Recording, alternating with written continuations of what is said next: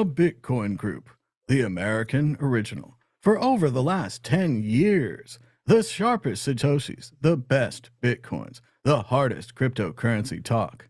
We'd like to welcome our panelists, Dan Eve, the Crypto Raptor, Heidi ho, Bitcoiners. Gary Krause from Shenandoah Bitcoin, Ahoy from the Valley.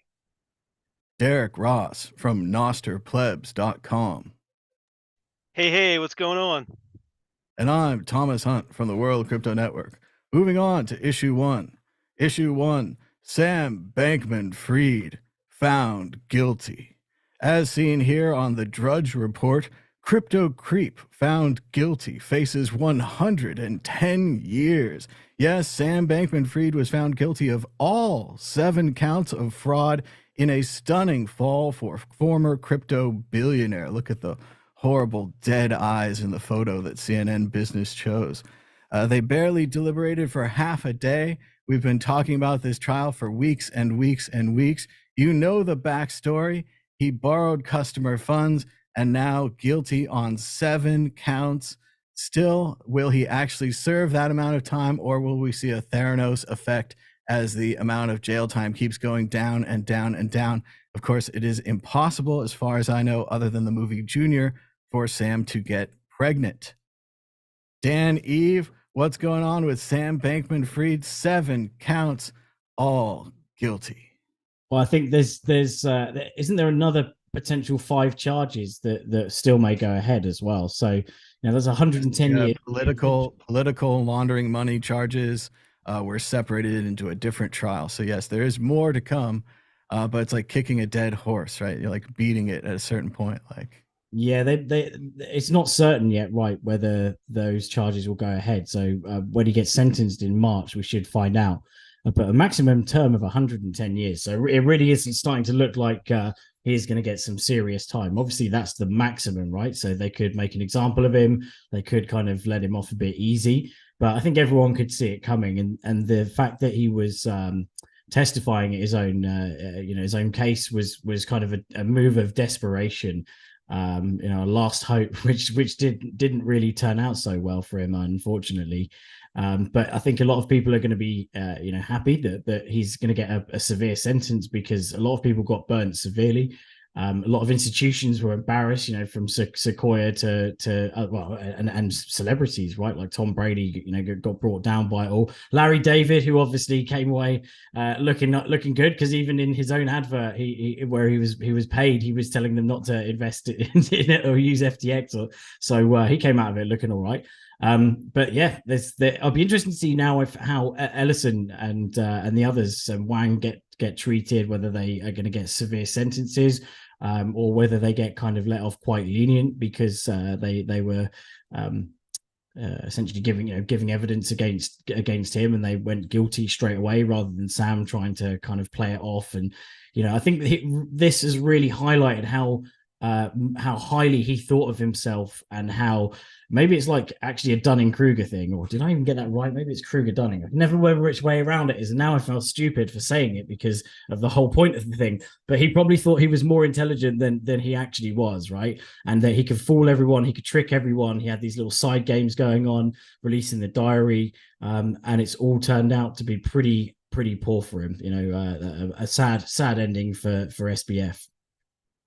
All the tricks went nowhere. And it wasn't the first time he testified against himself, Dan, as he did all this podcasts and the podcast tour, the very interesting Tiffany Fong visits, talking about his childhood teddy bear and other very personal things that he's been sharing with bloggers.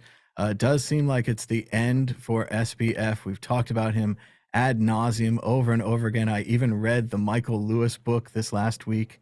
So I'm full of positivity about the future of finance. The guy who plays video games during important meetings and then is lauded for it.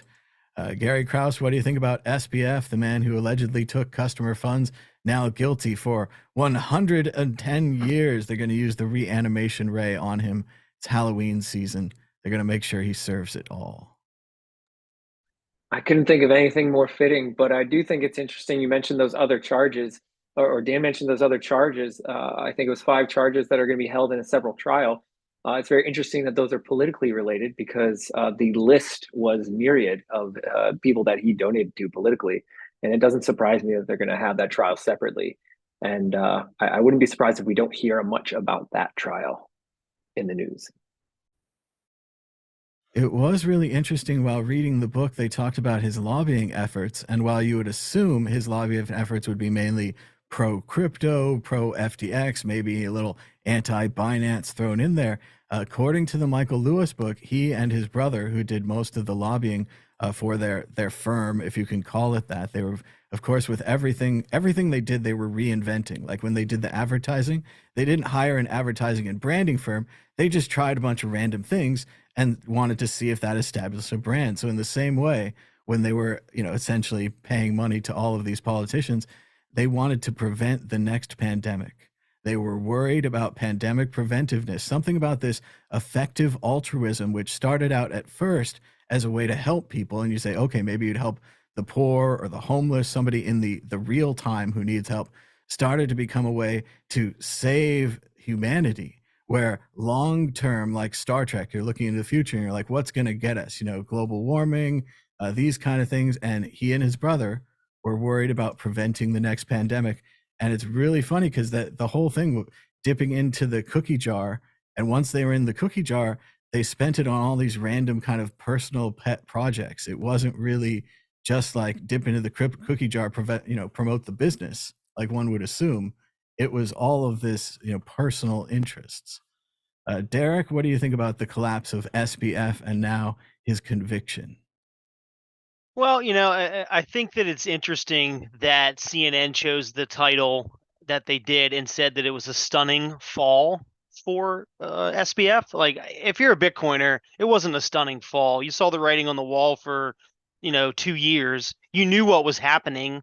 Like, most Bitcoiners called this guy out as being a scammer years ago. Hell, I think 2 years ago I called him out. I called him out as a scammer, said FTX was his scam token, and he blocked me on Twitter. Like, I mean, I'm not saying that blocking somebody on Twitter means it, is an indicator for anything, but I wasn't surprised when this happened. I wasn't surprised when he finally got arrested. I'm not surprised he got convicted, but I may be surprised though at his sentencing. Like as you said earlier, as time moves forward, the leniency changes on the sentencing, and I hope we don't see that because he's a scammer and he should get everything that he deserves and that's coming towards him.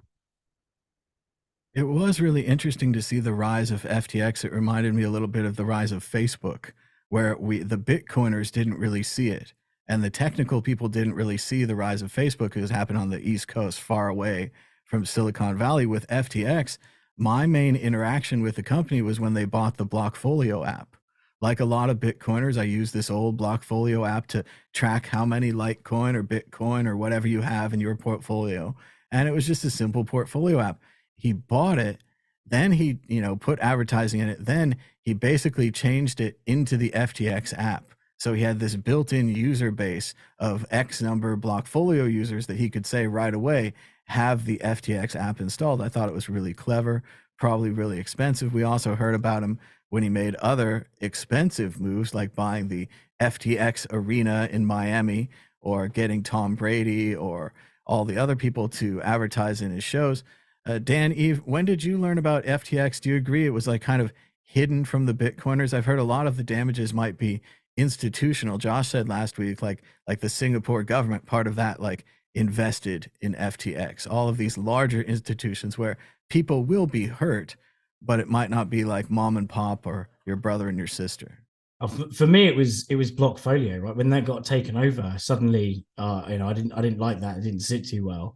That I didn't really know FTX as an exchange, but I just stopped using it after that, and I thought it's been bought out. Nothing's good. Nothing good's going to come of this. I'm glad I didn't go anywhere near FTX. I don't know anyone that got burnt, which is good because it's always sad when friends and people get burnt on these schemes. But it was only purely by hearing about it from Blockfolio, and then the FTT token I never really heard about in even the kind of shitcoin Twitter that you'd see. I didn't hear or see much about it. It was more actually about Sam Bankman-Fried, right? The coverage of him being this this eccentric kind of billionaire, want to be a do-gooder sort of guy. And he obviously came across quite well. First of all, he convinced a lot of people that he was out for the greater good of the world. They said he wanted to be president, right? He wanted to become president, and he wanted to save the world and all these things. So he really tried to of the United States. Yes, president of the United States. Well, that wouldn't have been so crazy after Trump, right? There's another business guy sort of taking the helm. But yeah, I'm kind of glad I didn't ever get mixed up in that mess, to be honest. And it's just another sore example of not your keys, not your coins, and your funds will be commingled and all sorts, as he admitted on that CoffeeZilla video interview. It was kind of an amazing example of like a libertarian's worst nightmare. It's like you give your money to the exchange and they'll go out spending it on Tom Brady and all this other fun stuff. And they'll just, have a whole, like, it's like Ferris Bueller when he drops the car off at the garage. Like they just take it out immediately. Like it goes out the back door right away. Gary Krause, when did you learn about FTX? And was it present in your life, or was it kind of a behind the scenes thing like it was for us? It was behind the scenes thing. I'm relatively new in the past 2 years to the Bitcoin space in general, and I luckily stumbled across different exchanges in my experimentation and my journey down the rabbit hole. So when FTX blew up, it was a shock to me. I'm like, what is this FTX thing? Come to find out, they have a stadium and major sponsors. But I got relatively, I touched the stove very lightly and very early. So much so that I didn't go down the trading rabbit hole. So I didn't really look for a big exchange or anything that could show me all the flashy price charts or anything like that. So FTX was a complete black hole to me until I heard about them. And then it turns out they had no Bitcoin. So I'm glad I didn't. Yeah, it was interesting way back in the day when I was getting involved. Everyone was involved in Mt. Gox. Everyone I knew had an account, either lost money, pulled it out, that kind of thing. It was this international ripple, just every country, everywhere you go.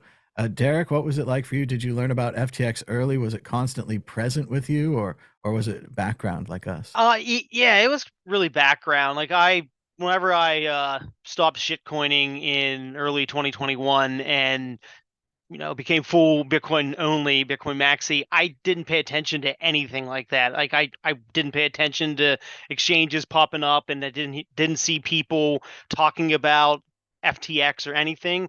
And I didn't really pay attention to it until things started happening and we started seeing Terra Luna crash. And after that, then I started looking at other things and watching them crash, and then started learning more about FTX. But it was out of sight, out of mind. I don't dabble in that trading atmosphere and futures and everything like that. I just buy, hold, and open Lightning channels and play with Nostr. Like I'm a simple guy, so I had no clue what was going on until it was really being talked about. It's interesting, the size and scope of this thing, and yet it doesn't seem to affect anyone that I know. I know that lots of people lost their money. I'm not denying that. I know, government institutions, unions, other kind of people, large funds had money in there. Tom Brady had money in there. I mean, money was certainly lost, but it just is very interesting who it affected and which sections it affected. It reminds me a lot of like Hex or OneCoin, where depending on the market that you hit, you can hit like none of crypto Twitter, still make a ton of money, still have a huge OneCoin launch, have big meetings, have all this stuff. And it doesn't touch, crypto Twitter or Bitcoin Twitter, whatever we're calling it these days, at all. So it's very strange to see how these things move and then don't move. Yeah, I've seen a lot of that, Tom, with Nostr, like talking about Nostr, and then you go and you talk into a completely different online community, and they've never heard of it before. And I'm like, how aren't you in? Like, how it just kind of blows my mind. So you're absolutely right. Like we all have our own little online, or even maybe offline pockets, social pockets, and social networks, and a lot of time they don't mix and commingle as much as we really think they would. It's very strange that we only covered SBF on the way down. We didn't really have a celebration of him on the way up. I've seen some nice videos. He's got the curly hair and the cargo pants. He says he's not interested in money, but he needs a lot of it so that he can help people. reminded me of some other deities that I've heard of, always asking for money. But yes, it's a very interesting story, and I think it's now through. I know everyone's tired of repetitious topics on this show, and I think we can close the book on SBF. We're getting really close to closing the book on the ETF. So we're going to run out of topics to talk about. Then we'll probably go back to talking about who Satoshi is. I don't know. I think we might do a little of that at the end of this show. But let's move on to the exit question. This is where you get to predict the future, put your prognosticating caps on. How long will SBF actually spend in jail? Remember, Theranos is down to about 9 years. She's probably going to serve 5, maybe 3. Unless you actually murder someone in the United States, you don't usually have to stay in for your whole sentence, though he does have back to back stretched on the ground 111 years. Of course, there's also a possibility that he opts out of his own sentence or someone else opts it out for him. Dan Eve, how long SBF in jail? So I said double Theranos. Is it Theranos? Theranos, yeah. Double Theranos, so like 18 years, I thought. But then I think I'm going to double that, right, to 36. Because Bernie Madoff, didn't he initially get like 150 years? I don't know if he's still serving that, right? So that's still I think Bernie Madoff was released from jail only to go to hospice and pass away. So yes, they did keep Madoff in jail for life, but he was an older man. SBF is pretty young. I think he's around 31. I don't know exactly. So I think I'm still going to go. I'm going to go 36 years. But maybe whether he ends up serving that, I don't know. But they'll try and make an example of him. You know, they're already trying to do it right now with Elizabeth Warren and Cynthia Loomis, who are sort of ganging up about crypto regulation. They're probably going to try and push for a hardcore sentence, you know, in general to kind of and Gensler, you know, with his approach to speaking positively about Bitcoin, but not so much about other scams. So yeah, I think that they need to make an example of him to show that. We've got a big optimist for the American legal system here. Remember, we really only punish violent crime in this country, except for the Silk Road. That guy got a life sentence. Gary, how long is SBF going to spend in prison? Go ahead. Well, first of all, free Ross, and second of all, I am not so optimistic. I think he lined enough pockets in the political atmosphere that based on this next trial, that's probably not going to be televised or reported on. I think he's going to spend a short time in jail. I'm going to say 3 years, and before he gets out on some pardon or some sort of good behavior or some sort of spinning of why he's able to get out so early. I hope I'm wrong. I love the optimism here. I think it's awesome. It's very low. I was going to say pardon is a possibility. We want to put that on the board. Some president down the line could say SBF was just trying to help people get crypto. You know, he was just excited about crypto and he made some whoopsies along the way.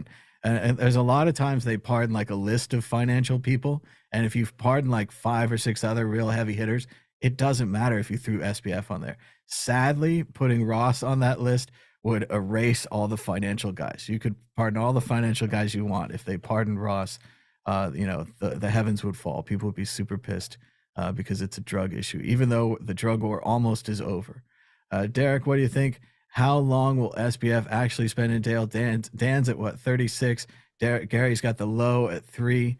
You know, probably Price is Right rules here. Yeah, you know, I do like the argument that he may be made an example of, but as you said, with few exceptions, we seem to only punish violent crimes. Like if you steal money from people, it's like, you know, we're gonna let you slide, which is so horrible that we do that. So I don't think he's gonna do 110 years. I don't think he's gonna get a life sentence. I don't know. You know, we'll go somewhere in the middle, maybe 20 years, and then he'll be out on parole and not be allowed to touch a computer. Well, who knows? By then, we'll have, you know, who knows? We're have 20 years from now, maybe he won't need to. Who knows? But yeah, that's my answer. 20. I think I'm right in there. I would go about 30, but then I think somehow it gets reduced to 15, and he serves about 8 to 10. I think he could get out. I think we'll see SBF on the outside, a different person. I don't know. It reminds me a lot of Hackers, the movie there. He said he couldn't touch a computer, but we'll see if they have that kind of penalty on him. But it definitely would be a major hit for a non-violent crime for him to get anything over 10, over 15, even though we've seen this 111-year penalty. Moving on to issue 2. Issue 2, Bitcoin is set to rocket to $150,000 by the middle of 2025 as the world's largest cryptocurrency begins a new cycle, Bernstein says. It seems like 2025 in the middle seems just about the time of the halvening that we talk about all the time. It might not be exactly on the halvening. It might be 6 months after or 6 months before. No one knows. Gary Krause, what do you think about Bitcoin skyrocketing to 150K in 2025? I think this is bearish. This is bearish on the timeline, and it might be even bearish on the price. I don't think people can really grok the supply shock that is incoming here, and the radical adherence to a DCA strategy that myself and all my other psychopathic Bitcoin friends have. We're already seeing that with the numbers on exchanges where it's just down and down and down and down. And all the plebs are just scooping it up at an accelerating rate. And the more plebs that we have out there scooping up at accelerating rate, the more this happening is going to shock things. And I don't think people are ready for that mentally. And it's definitely not going to happen in 2025. I'm saying before then. Definitely give a movie recommendation. Everyone should check out the movie Dumb Money about the GameStop stock crisis, because Gary reminded me of that a little there. All my plebs and all my kiddies and everybody uniting together. But I do think you're right about the supply structure, the way that Bitcoin consistently goes down on a deflationary structure, and the way that the halvings occur on the block no matter what. It's raining, it's a bad day for the crops, there's a war in this place, the guy lost his shoes, whatever happened. If we get to that block, the halving happens. And when the media starts to understand this and starts to understand it doesn't matter if it's a Tuesday or a Saturday, whatever day it is, it's going to go off, and it's going to keep going off. And that there's a possibility that just because of the deflationary structure that Bitcoin's a good investment, not all the other things as well, but just that one point. And the halvening is a great representation and an example of that. And I hope we have some good halvening parties this time. Derek, what do you think? 150K in 2025? I want to echo what Gary said, because as soon as I read that headline, I said to myself, man, why so bearish? Like, because I really feel the same way, that a supply shock has to be coming, with multiple ETFs most likely getting approved back to back. They're going to need to fill orders for their customers. They're going to have to buy actual Bitcoin, and exchanges are at the lowest that they've ever been. Supply shock will happen. They'll have to purchase Bitcoin, and I don't know. I think that you can tell by when we had fake news happen like a week or two ago about some ETF possibly getting approved. Like immediately, like instantly, we pumped. The market wants it. People want it, and so I think that we might have some earlier price action hitting that target before 2025. But to be all honest, I really don't care about the price. I know where it's going, giving a long enough time, and I want it to stay as low as possible, because I've only been in the game for 3 years here now, and I have to stack for myself and my family members. So bring out the FUD. It's never hitting 150K. Whatever we can do to keep it low, man, I'm happy with it, because I know where it's going, giving a long enough time. Well, and I think that's the sentiment of the banks as well. When we had the kind of Cointelegraph news about the ETF, it jumped. When we had the it's listed on the BlackRock website news about the ETF, it jumped even more. And then it kind of went back down. It went back to being quiet. And everyone's like, don't talk about it. Don't talk about the Bitcoin. I really feel that the banks are running their strategies the same Derek is. They're like, I want to stack some more sats. I want to get in on this, before it's too late. And I remember telling people back when it was like 3K or whatever, I was like, this is a good price. This is something you should look at. And now at like 15 and then 30, they're like, oh, I could never get 30. I could never get that kind of money together. But Dan, Eve, what do you think? 150K, and so far everyone's telling me that it's not enough. It's not enough. Yeah, I'm with the panel. I'm definitely bearish, especially after Ben told us about the 600 billion figure. Maybe my imagination's just gone wild after that. Is it 600? Was it 600 billion? I think it was something crazy like that. I don't know who prophesized that, but it's definitely the higher What, end. the 600 billion sats or something? What was Ben's thing? I think it was 600 billion for a Bitcoin. I don't know. Yeah, it is. Oh, All I know that's is it. there was people handing these stickers out at Bitcoin Honey Badger conference, and I never heard of that prophecy, but they were everywhere. Yeah, it I sounds like so anything I've lower always said than infinity dollars, because that's the most that you could have, because the whole world will flip into Bitcoin and you won't be able to price things otherwise. But no, I like putting a number on it. 6 billion is a lot. no 6 billion is a lot. 600 billion is just cray. But Yeah, you 600 think billion is about, I can't you even think about how inflation's going, man. Like it's going through the roof, and if it just keeps on going, maybe 600 billion might be the figure in 2021-40 or whatever it is. I know for $6 billion you could get a taco. Indeed, yeah, you wouldn't even be able to get. That's how SBF gets pardoned. Is he only defrauded people for several million, and so that's nothing these days. Yeah, Well, that's just Hashtag 2035. Mount Gox. They were like, where do you draw the line? How much money did we lose? And you can say it later or now. And it seems to be getting worse and worse for them, though.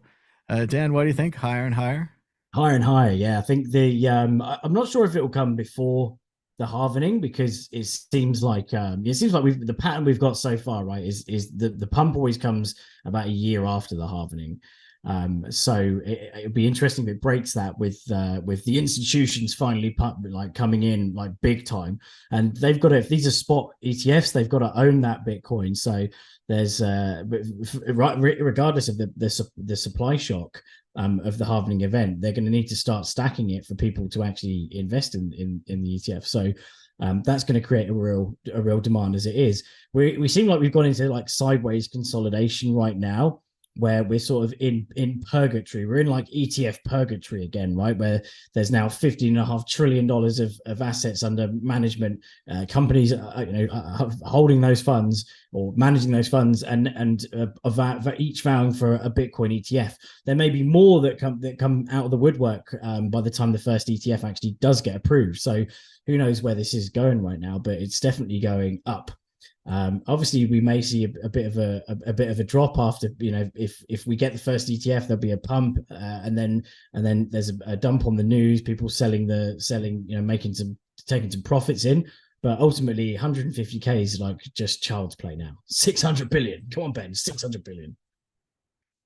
Well, and remember that the Bitcoin price is waiting to go up until after you sell. That's right. You right there. We're waiting for you to give up and sell. As soon as that happens, boom, straight up.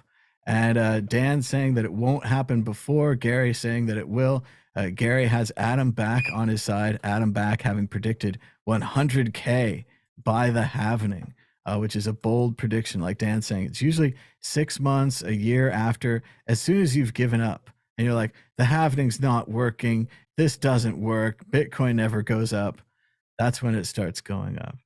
All right. So now predicting against the magic 8-ball, the source of all Bitcoin truth in the universe. Gary, will the price of Bitcoin be higher or lower this time next week? Higher. Derek, higher or lower? Lower. Dan, Eve, higher or lower? We've got a mixed panel. All of our what happened to all of our bullishness? We were bull, but now it's mixed. Dan, what do you got? Wah. Higher as well. All right, we're going to ask the ball. Remember, shaking the magic 8-ball can cause bubbles, so watch out at that. Will the price of Bitcoin be higher this time next week? It hasn't answered us the last few weeks in a row. My reply is no. My reply is no, and the ball was very full of bubbles. We better move on to the next issue. Even the ball is becoming pessimistic. Here we are, moving on. Check out, that's not the right one. Can't be the right one. How about this one? Check out worldcryptonetwork.com. We've got 3,226 videos. If you watch them all back to back without sleeping, it would take you 3 months, 17 days, and 2 hours, probably twice that if you wanted to sleep. We're coming up on our 10-year anniversary on February 1st. It's been 9 years, 10 months, and 21 days since our first video. Check it out at worldcryptonetwork.com. Issue 3, Safemoon executives charged in the U.S. with fraud related to the crypto token. Yes, Safemoon, the founder and top executives, have been charged. It was once worth $8 billion. According to the U.S. Department of Justice, they were running a fraud that diverted tens of millions of investor dollars so that they could buy luxuries and line their pockets. Derek, what do you think about Safemoon and its collapse and now the lawsuit? Well, anything that has the word safe in it and moon, and it's named that way because your funds are safe and it's guaranteed to moon, probably will not do either of those. So if you bought this, you are dumb. And I can't say it any other way. It is just complete degeneracy and gambling. So who would have ever thought this would have happened? Well, most people. So I'm not surprised that this happened. This is another one that I don't even know anything about. I see it on the boards and I think, is it something to do with Safedean, that guy who wrote the Bitcoin book? Like, otherwise, I have no idea what's going on here. And all in the background, like, I'm doing other stuff. Safemoon, like, goes up. Everyone's like, Safemoon collapses back down, and now there's a lawsuit. It just seems like so many other stories, but I didn't get a chance to really participate or pay attention. Dan, Eve, were you watching Safemoon closely? Did it moon before it collapsed? No, I mean, it looks like it kind of did in the first couple of weeks or something, but then after that, it's just all misery by the looks of it. And I'm with Derek that you call something safe moon, it's probably not going to be safe. And yeah, it might have mooned very briefly, and only a few very small number of people would have actually made money from it. But for everyone else, it would have been unsafe doom and gloom.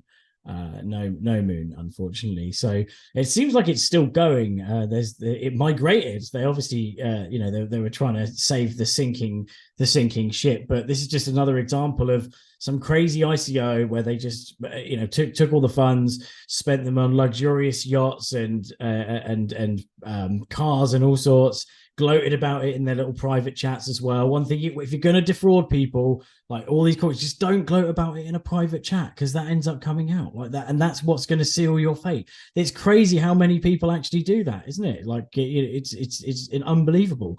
So just keep your mouth quiet. And I'm not telling anyone to defraud anyone, but for your own sake, you're just making things worse. These guys are probably gonna get some jail time.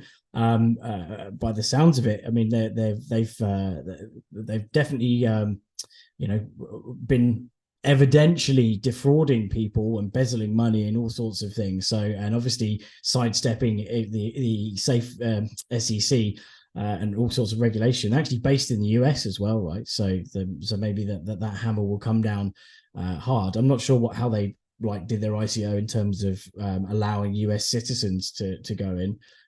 But it sounds like the whole thing was done very kind of shadily, and it's not going to be good for the Safemooners. Gary Krause, what do you think about Safemoon and its rise and fall? I mean, after my first big blowout on Bitcoin Twitter, when I started paying attention, which was Terra Luna, anything affiliated with the moon, I just ignored. And that included Safemoon. So I couldn't tell you anything about it, but I hope these guys see the inside of a jail cell for a long time.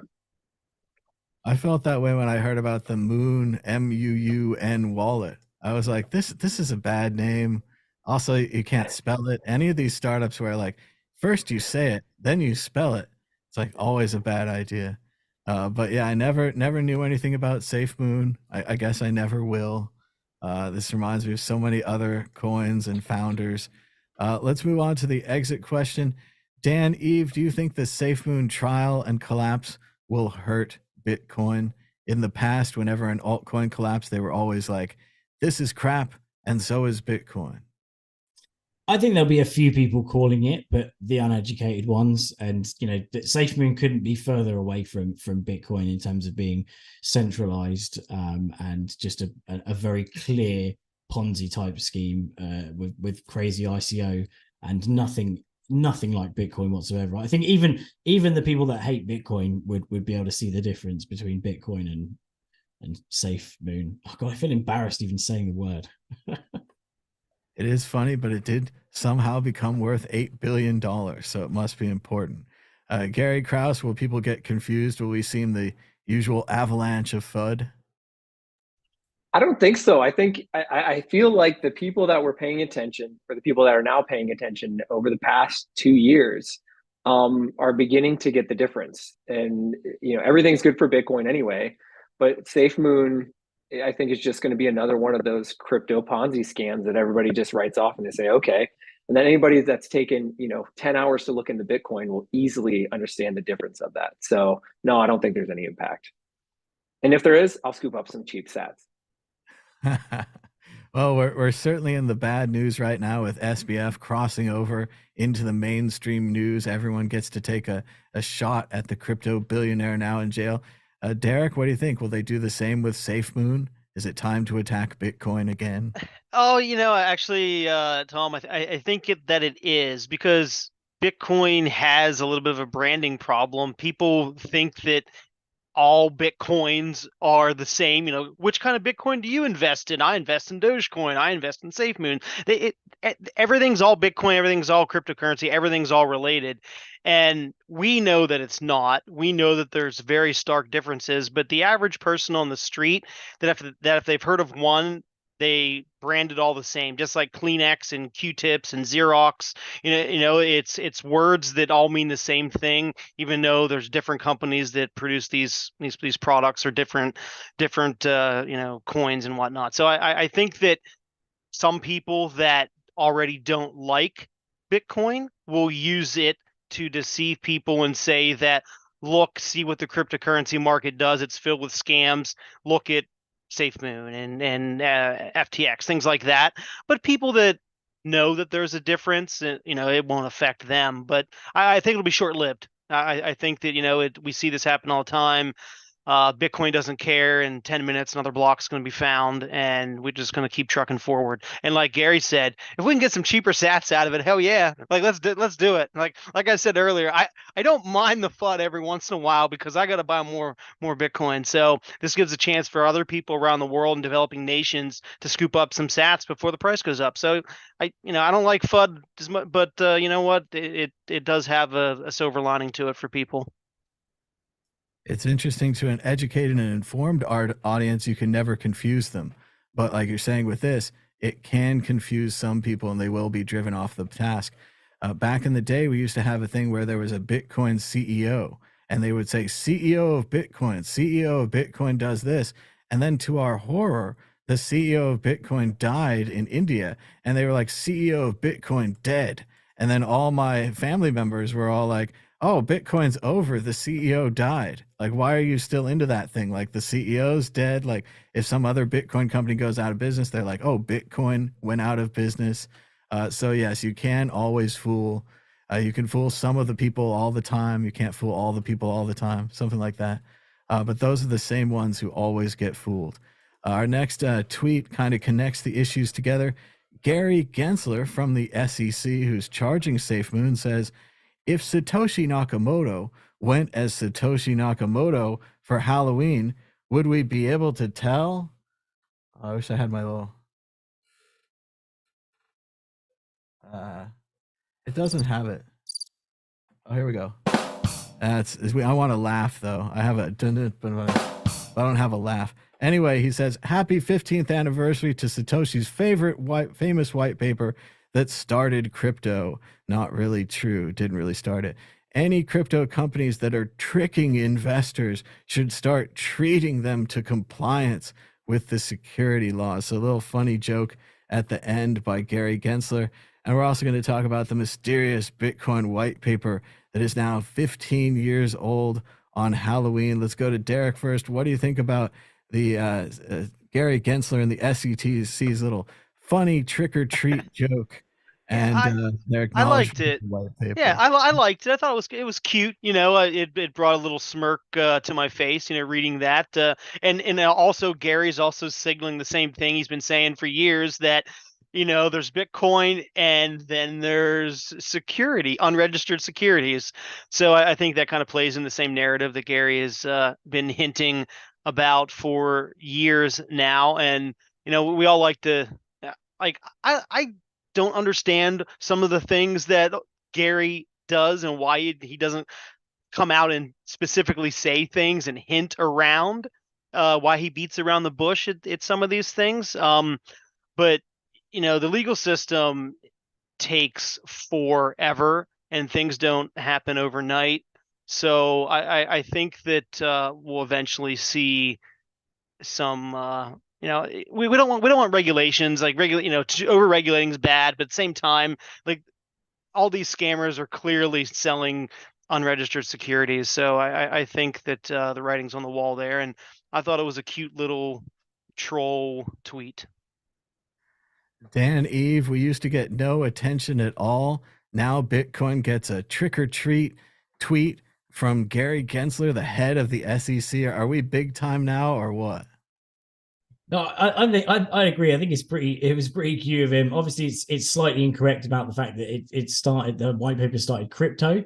Obviously, you know, if he said it started Bitcoin, it's a different story. But it was a cool little thing to kind of add from someone who is actually usually kind of a bit on the fence about crypto and stuff in general, and he's got to send that message out, right?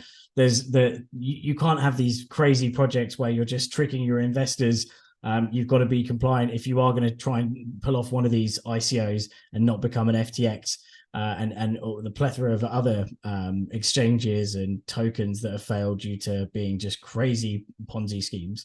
But also at the same time, you know, the mixing of Bitcoin and crypto in the same sentence. You know, again, Bitcoin is nothing like all the cryptocurrencies that started off with the carbon copies of Namecoin and Dogecoin and or Litecoin, all the others, right? Bitcoin is Bitcoin, and it's a completely different kettle of fish. And it always bugs me when these articles, there's so many of them as well. They say Bitcoin, the largest cryptocurrency by market cap, and you're like, come on, you can call it something better than that just by saying, you know, that just tries to throw it in the same bucket as other cryptocurrencies when it's a completely different kettle of fish. Bitcoin is money. These other cryptocurrencies are tokens and utility tokens, whatever excuse you can come up with, but they're not money, and they're not the reason why Bitcoin was invented. So it's sad to bucket them all together. But at least it's bringing awareness that to crypto, as in other non-Bitcoin cryptocurrencies. I agree, and I also agree with Derek. I'm glad that Gensler knows the difference, and he knows that Bitcoin is above all the other cryptocurrencies. I think he kind of failed out on the rest of crypto history, going more towards encryption, talking about Adam Back and proof of work, talking about Phil Zimmerman and PGP, pretty good privacy, going back to Alan Turing and encryption, maybe the Enigma machine. I don't know, but remember that Satoshi is like the Linus of Bitcoin.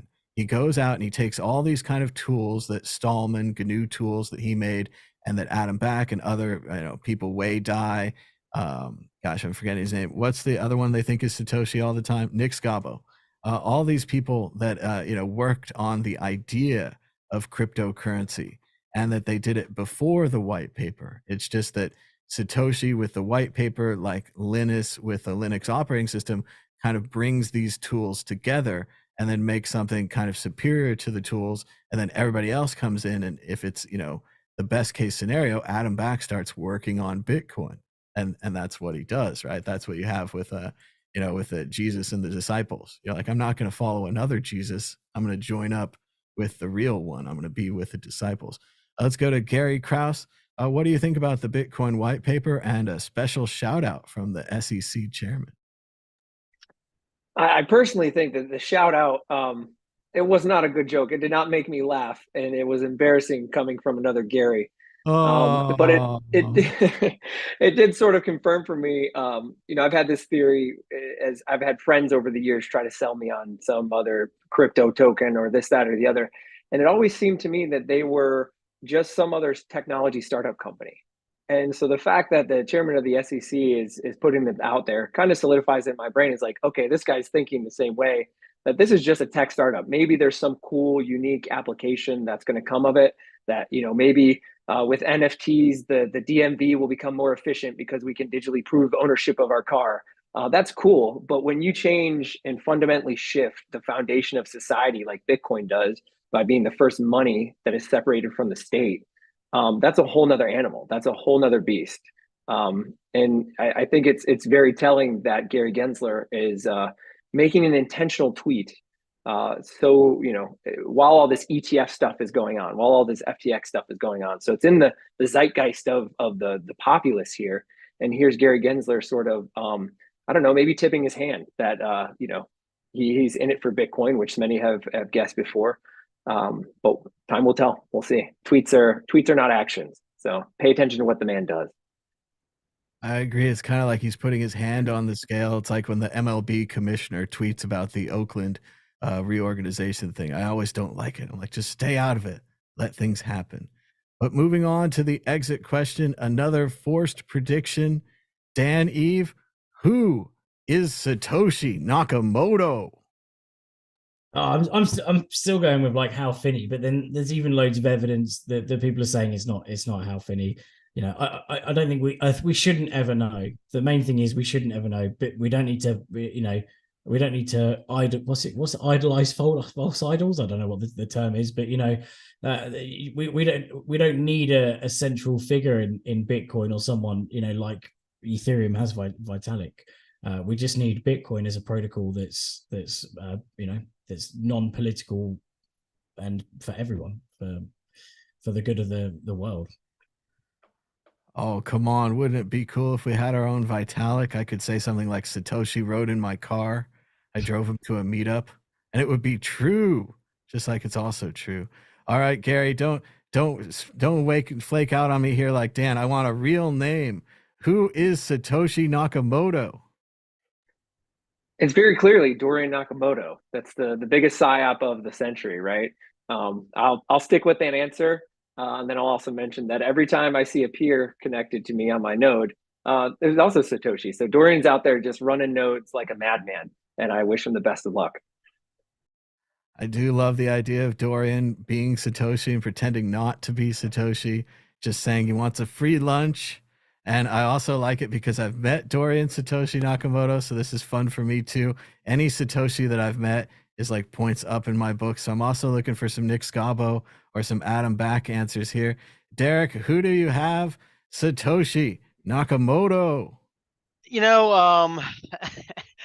It's not the answer you want, but I generally don't care. I think that it's good that we don't know who Satoshi is for various reasons. We don't need a leader. We just need the protocol. We don't need somebody to invalidate all of our arguments as why Bitcoin is good, because we say other these cryptocurrencies, Ethereum and so forth, have heads, have people at the top. We don't need somebody at the top that invalidates our argument. I think that Bitcoin does great without having that person at the top. And if we happen to ever find out who Satoshi is, if we find out one day that Thomas Hunt is Satoshi Nakamoto, then I will be like, that's cool. And then I'm going to keep using Bitcoin. Like it won't change. It won't change my conviction. It won't change my thoughts at all. I still think Bitcoin is great for the world, and knowing who created it, whoever he or she or the group of people are, it won't change for me. I've got a different prediction. Satoshi has not been born yet.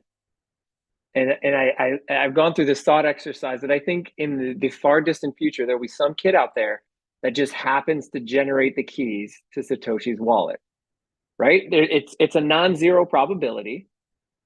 Non-zero still means it could happen.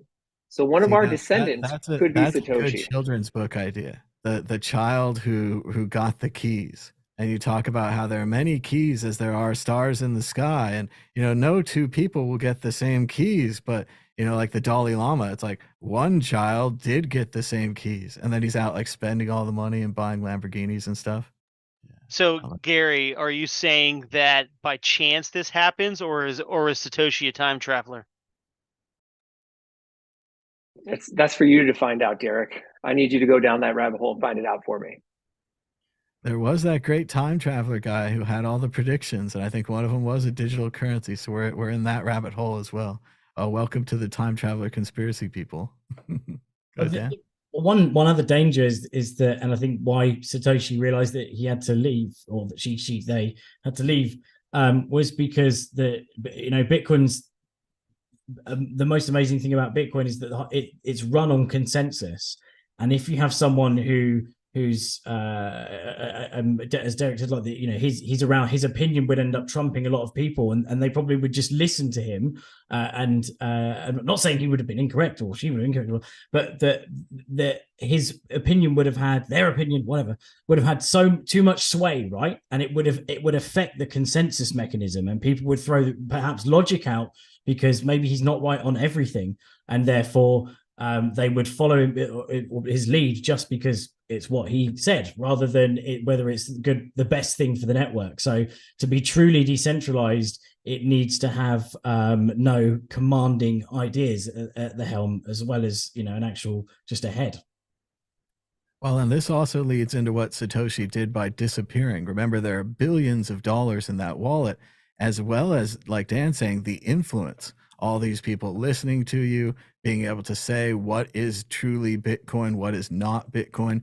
As we've seen parallel with Linus, Linus decides what's in the Linux operating system. He controls the kernel for a long time. Then he let other people in, and so on and so forth.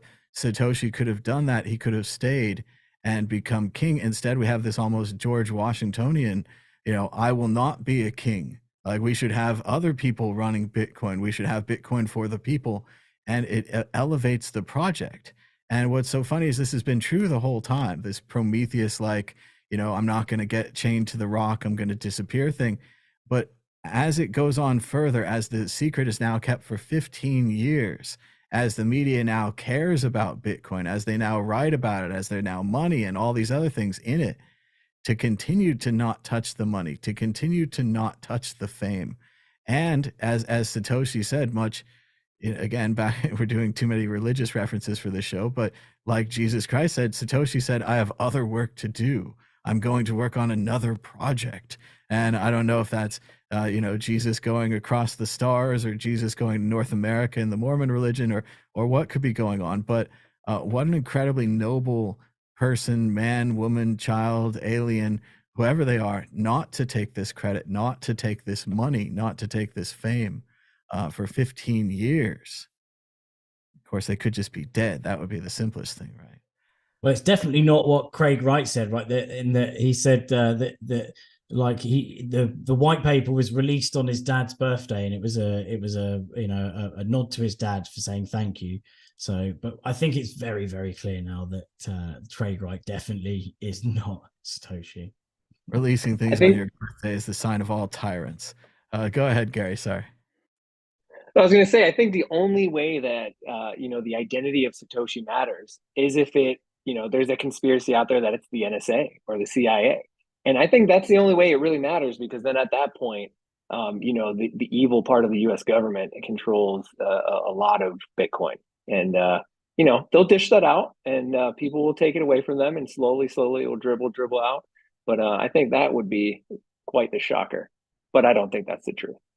That's one of my favorite future history moments, where the government admits that they control Bitcoin, that they wrote Bitcoin, that they own a whole bunch of them, and that they've had all these libertarians and cypherpunks working for them, spreading the word about Bitcoin. You've all been working for Hydra the whole time. Ha, ha, ha. And it very well could happen. Very well could happen. Derek, more on this, and then we'll go to Dan. Yeah, I was just going to follow up on what Gary said. I don't believe that this is the case, but doesn't Satoshi Nakamoto in Japanese translate to Central Intelligence? I believe that I've read that multiple different places, and and was it the DOD or NSA created SHA-256? Like, you never know. Like, I doubt it, but it's a fun it's a fun conspiracy to talk about, I guess. Oh, that's leading well into my Satoshi candidate. But first, let's go to Dan. Go ahead, Dan. Oh no, I'm yeah, that's it. All right. Well, I'm going to go ahead and predict again that there are 3 Satoshis. I like this theory the best. There's the old man with the ideas, the young man with the code, and the multidisciplinary man that connects everything together and knows all about it. And they were all working at the NSA or maybe the CIA, all on this Bitcoin project when suddenly the Bitcoin project leaks. Who leaked it? Was it the young man with his idealism, the multidisciplinarian man with all of his ideas, or the old man with his ideas about history and justice? Or maybe they all leaked it. Anyway, it'll be a great movie. I'm excited for Who is Satoshi, the movie. I think there's a lot of great different options and ideas out here, and that's why the media is going to keep talking about it for another 15 years. Again, the real triumph here is keeping the secret. No one can keep a secret this long. Very few operations and government things and so forth have managed this kind of level of security, which again, maybe that's why it's government. Let us know in the chat or the comments down below as you're watching this who your pick for Satoshi Nakamoto is, or if you disagree strongly with any of our picks. I'd appreciate to see it. We have one more issue, the bonus issue. I'd leave this out, except it is just so fun. Michael Saylor was on TV recently. Let's listen to just a little bit of that. Let's see how the audio works. For the industry to move to the next level, we need to migrate to adult supervision. We're going to need big banks to become the crypto custodians. We're going to need Wall Street to take a role. And we need to rationalize away from the 100,000 crypto tokens, yo-yo coins that people are manipulating, to Bitcoin. Bitcoin is an asset without an issuer. It is the one universally recognized protocol that's a commodity in the space. So when banks on Wall Street and responsible custodians are managing Bitcoin and the industry takes its eyes away from all of the shiny little tokens that have distracted and demolished shareholder value, I think the industry moves to the next level and we 10x from here. Just wait till all the adults are in charge. I've said many times that Bitcoin doesn't get to choose their heroes, but we don't have to bend over backwards so excited to have new heroes like Naive Bukele or Michael Saylor, who everyone has been worshiping for the past 2 or 3 years. Now he comes out and says very clearly the Bitcoin industry needs banks and other responsible adults to custodying the Bitcoin, meaning that he probably doesn't know about not your keys, not your coins. He seemed to understand some aspects of Bitcoin, but not all of them. Gary, I saw you doing the face plant during this. What do you think about Michael Saylor and his comments about the banks? It was very clear, I think, from my emotions there, but Saylor was the one that his podcast series with Breedlove was the one that orange pilled me and really got me to understand the gravity and significance of Bitcoin. So to hear this from him is a little bit of a shock. And honestly, it's weird because Bitcoin is the most well-regulated asset on the planet. It's just not regulated by people. It's regulated by code and it's regulated by software. And so the more people understand that, the more people can come to terms with that. And I would have expected Saylor to have that grasp already. And this seems like a play at pumping his own bags. You got to remember what they said in Dick Tracy: the enemy of my friend is my enemy. The friend of my enemy is my enemy. The enemy of my enemy is my enemy. Derek, can't we just trust everyone? This new billionaire is here and he's going to buy up all the Bitcoin and everything's going to be fine, right? Well, I don't think that Michael Saylor's entirely off on that thinking. So even Hal Finney said in the very beginning that someday he sees the Bitcoin base layer just being banks transacting. Okay. And Hal Finney also said someday that Bitcoin's going to be worth millions of dollars of coins and used to offset the grid and meet carbon footprint initiatives and everything. So Hal's been right. Maybe he was Satoshi, going back to that last topic. So Hal's a very smart guy. I see that happening someday, because at the end of the day, banks are just a business, and businesses always adapt to survive. We may be actively trying to put a bank, a certain business sector out of business, but they're not going to go away overnight. They're going to adapt, and they're going to try to offer services to their customers. They're going to try to stick around. And them getting into custody solutions, as they've always been custodying people's money, because that's what banks do, I'm not going to use it. I'm going to self-custody, but I also think that it's probably not going to happen when we have 8 billion people that already on this planet don't keep their money under a mattress. They put it in a bank because they don't trust themselves or their environment. They use a custodian for their money already. I don't think that's going to change with Bitcoin, but there's going to be a large subset of Bitcoiners that don't fall into that custody for me category. I also, think that at the end of the day, Michael Saylor is a U.S. businessman that has a publicly traded company that deals with banks. He's not going to come out and say, "Hey, I'm actively attacking you. I'm attacking the US dollar. I'm attacking your industry." He's probably not going to do that because he still needs to work in this industry. Like I don't think we should read too much into this. I mean, sure, Bitcoin was created so we don't need a bank, but as it stands right now, there's not an easy solution for 8 billion people to self-custody their coins. So I think that a lot of people someday will use banks, and banks will pivot to offer those services to people. I think it's especially true if you look at the value proposition of Bitcoin and you say, really, there's only 21 million of these things. They are precious, they are rare, they are valuable, and sadly, probably too valuable to be underneath your mattress or wherever else you've hidden your treasure in your house. Having them in a bank where they're safe and secure and probably can be loaned against is what we're really talking about here, is the power of loaning against these, which, if they have provable reserves, isn't that bad, right? Bitcoin can provide provable reserves. They could prove them every day, every hour, that kind of thing, depending on how secure and how much you trust them. But that's not what we've seen. We've seen many black boxes created right next to Bitcoin where rehypothecation, although it's a big fun word, it really means just printing more Bitcoin than you have, loaning out 150 Bitcoin when you only have 100. And as long as they all don't come calling on you, it doesn't matter. Dan, Eve, what do you think about Michael Saylor and his saying that the grown-ups need to come in and custody your Bitcoin? No, I'm with you. I think he still needs to suck up to the traditional finance system because he's so entangled in it. And also, even I started off the attitude, when you first hear about Bitcoin in 2013 was like, screw the banks, yeah, screw the banks. But now you kind of realize you don't want to be seen as such an enemy because of the way they're cozy up with the regulators. Bitcoin is just doing its thing and it's fine doing it.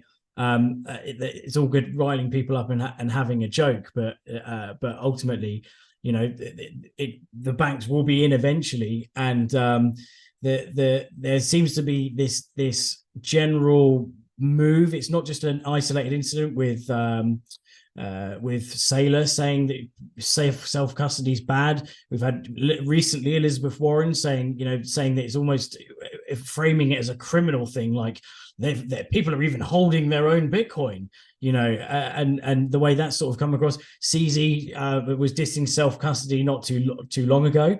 And also Ledger with their Shamir secret sharing, amongst these third party entities, because I do think that there are people that don't want to trust themselves holding their money, so they want someone they can phone up and shout at. They want someone who's going to be responsible for it. That we're going to see a lot more kind of fudding about self custody on the basis that you don't know what you're doing. Let us look after it for you, and they're just going to try and pry those Bitcoins from your self custody wallet. Obviously, there's things like there's been failures in certain self custody, like the paper wallet thing that we had not too long ago.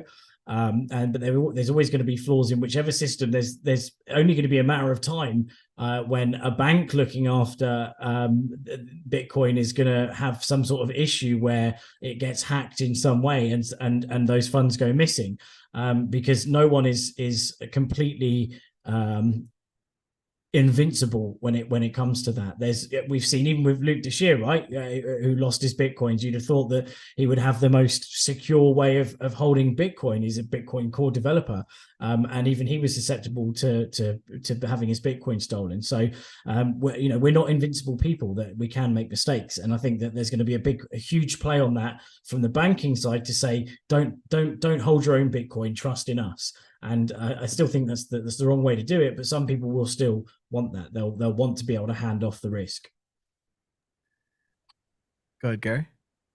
I do. So I see your point, and I think that in the short term, banks will be custodians for Bitcoin. But with all the big brains, if you think about, we just talked about how 15 years ago the white paper for this thing came out. And if you look at the progress that has been made and the acceleration of the progress in the technical Bitcoin space, it comes down to sharing UTXO sets, right? Lightning is how two of us can share a UTXO set together, right? More big brains are coming into this. And I think as Bitcoin accrues value, it's going to allow for more people to have a lot more time to sit and think and really play into their strengths, with might be mathematics and cryptography, where we're going to have solutions to the base chain where more people can control a UTXO than they can right now. It doesn't exist. There's a lot of people out there working diligently to make it exist. But I see that over the long term, we're going to go back to self-custody. And the banks doing custody, sure, there'll be services out there and there's reasons to give your Bitcoin out to somebody else for this, that, or the other. But in the long term, I think that Bitcoin is self-custody only, with very few exceptions. It's been very interesting to watch this whole thing with email, blogging, Bitcoin, and services. We used to run our own servers. I used to have an account on a Linux machine. I would log in. I had my web page. I had my photos. I had my email. I controlled all of it, and I would share it either with a friend who ran the server, or a company, or a school, or something like that. And you would run everything yourself. And then they started to store everything on the cloud. And everyone was so excited because we were going to store our documents in the cloud and our troubles were going to float away. But really, we just needed kind of these auto save functions where you create a new document, it makes a copy of it, it saves it. You do an update, it makes a copy of it, it saves versions, teaching people how to use the version control that already exists in their document. Stuff like this would have worked fine. But instead, we stored everything in the cloud, which turned out to be someone else's computer. Yes, spoiler alert, the cloud was always someone else's computer. So it's so weird to see this transition where I used to have my own web page, I used to have my own photos, and now everyone wants me to roll it back. And they're like, yeah, you need to make your own web page again, your own photos, your own banking server with Bitcoin and with other things and Lightning. And do I think it'll happen? I think it's possible. I think it's superior. I think it's harder to build. I think it takes longer. So that's probably why we got here with the whole ad-supported Facebook, ad-supported Twitter, and then the idea that, yes, we could just roll our own Twitter with Nostr, or we could roll our own blogging service and all of these things. We could control our own data. We could not have it harvested and not have it aggregated, and all the things that did happen over these very strange 10 or 15 years back to when I used to host my own server. But let's move on to the exit question. Will Michael Saylor be excommunicated? Now, I don't think so. I think this is a small deal. But remember, we have chased people out of Bitcoin for far less. Trace Mayer once recommended an altcoin, and they strung him up, and we've never seen him before, and his contributions are much missed. Let's go to Gary first. You came in on the Saylor bus. Will he be excommunicated? He said good things about banks. I will continue to recommend the Saylor series on What is Money podcast for anybody that's interested. Having a bad take today doesn't discredit or discount takes you've had in the past. And I think it's still one of the best series. So I'll continue to recommend it. I will be keeping my eyes on MicroStrategy and Michael Saylor, though. And, maybe I'll change my mind, but the content is good. So I will still continue to shill it. Oh, and that's the thing. We just don't have to go 100% into these things. Everyone's like, Michael Saylor's amazing, Bukele's amazing, Safeteen's amazing. Whoever the new leader of the new cult is, they're so 100%. And it's more like, I agree with them 70%, or I agree with them 50%, or sometimes I agree with them. Whereas everyone just rushes in and gives them all of their agreement. Derek, is this the end for Saylor? Is he going to go back to his millions of dollars and his yacht and all the fun he used to have when he ran startups and had sex parties on his yacht? No one seems to bother to Google anymore, even though it's right there on the Google. I think he'll be okay. I think maybe he'll transition to having Bitcoin sex parties in the near future. We all we all say things and we change opinions and we grow over time and we make mistakes, and that's what makes us human. And if it turns out that was the wrong thing to say, what matters is how they act accordingly and what they choose to do about it in the future. So I think he'll be okay. I agree with what you said, that we don't need to agree with people 100% of the time. We can like some things they say, and I think we'll be okay. I think Saylor will be okay.